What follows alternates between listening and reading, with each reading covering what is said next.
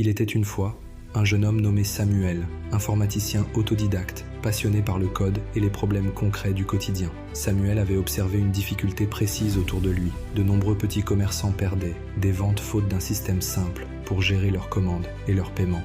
Il était convaincu qu'une application mobile, légère et accessible, pouvait répondre à ce besoin. Pendant des mois, il a travaillé tard la nuit. Il a appris, corrigé, testé.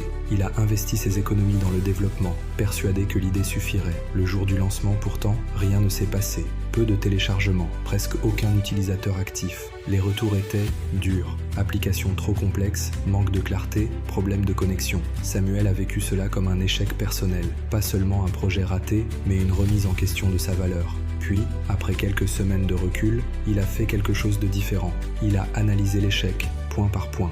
Il a lu chaque commentaire.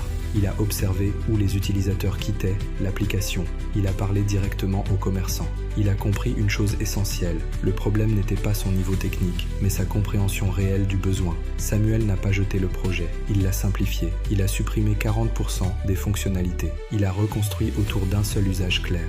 La deuxième version n'était pas parfaite, mais elle répondait enfin à un problème réel. Ce jour-là, Samuel a compris que l'échec n'était pas une fin, mais une donnée. Une information brute que seuls ceux qui persévèrent apprennent à exploiter. Ce qu'on veut vraiment, on finit toujours par l'avoir. Alors n'abandonne pas, transforme ton échec en une victoire, car c'est de là que naît quelque chose de grand.